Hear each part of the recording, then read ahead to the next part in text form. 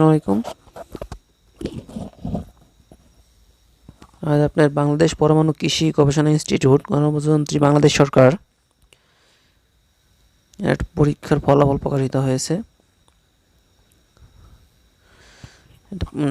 বিনার বৈজ্ঞানিক কর্মকর্তার 13টি শূন্য পদের সরাসরি নিয়োগ নিমিত্তে 4/1 খ্রিস্টাব্দ তারিখ অনুষ্ঠিত লিখিত পরীক্ষার ফলাফল প্রকাশ, মানে আজকে প্রকাশ করা হয়েছে।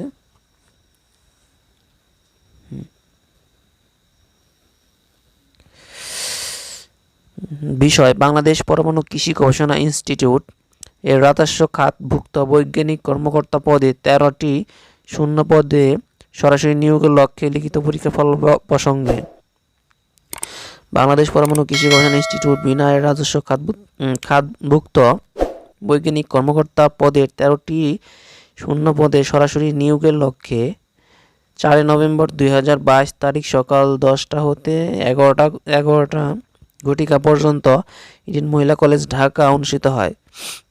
উক্ত পরীক্ষায় অংশগ্রহণকারী প্রার্থী প্রাপ্ত নম্বর ভিত্তিতে নিম্নলিখিত রোল নম্বরধারী প্রার্থী মৌখিক পরীক্ষার জন্য নির্বাচিত হয়েছে। রোলগুলো একটু জুম করে দেখছি, দেখেন। 64 পরীক্ষায় মোট 64 জনকে নির্বাচিত করা হয়েছে 13টি পদের জন্য।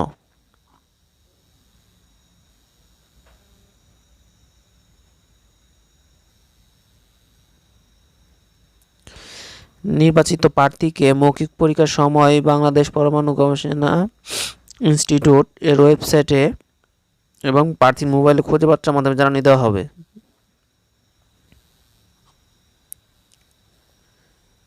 ওকে, ধন্যবাদ। একটু দেখে নিন। আল্লাহ হাফেজ।